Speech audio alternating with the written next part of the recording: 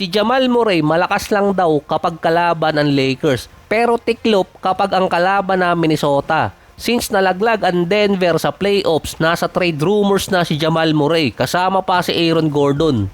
Sumundot pa itong si MPJ na dapat hindi siya tinrade. Meron pang siyang problem ang Denver bukod sa Minnesota. Hindi sila makatalo or hirap si Jokic na makatalo ng isang 50-win team sa playoffs.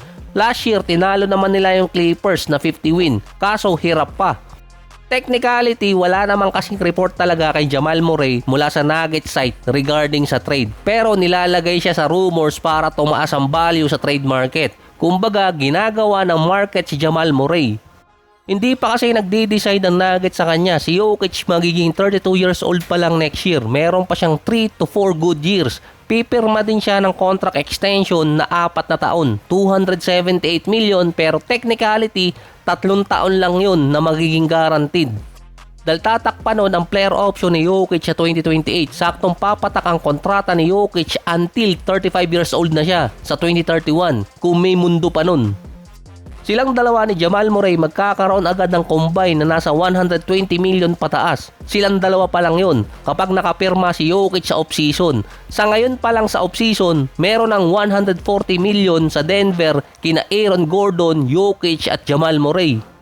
Ang rason lang talaga noon, hindi dahil sa talaglag ang Nuggets at sinisisi si Jamal Murray at si Aaron Gordon, kundi malaki na ang kontrata ng Denver at tapos na ang buffer nila. Kahit pa magkaroon ng pay cut si Jokic na around 30% lang ang kunin, malaki pa rin. Kaya delikado pang masulot sa kanila sa Peyton Watson, kaya si Gordon ang posibleng maging alay.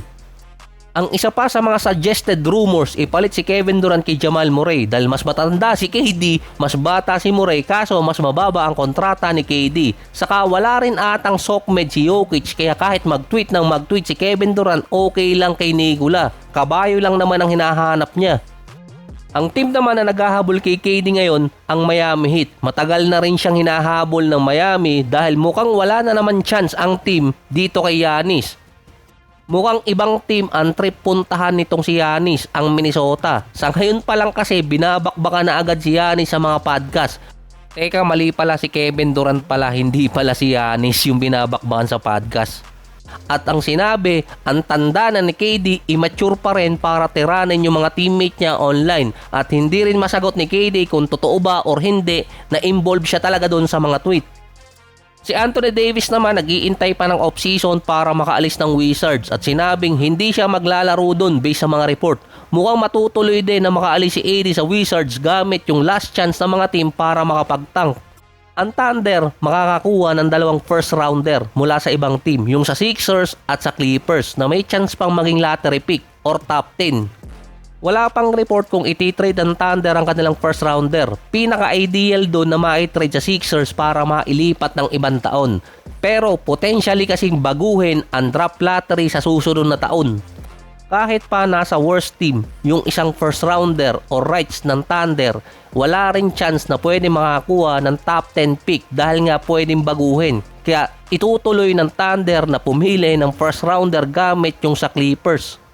Iba naman sa mga tanking team ngayon na pwede nilang gamitin na kunin yung ibang first rounder ng ibang team, kapalit ang trade gaya sa Wizards at kay Anthony Davis.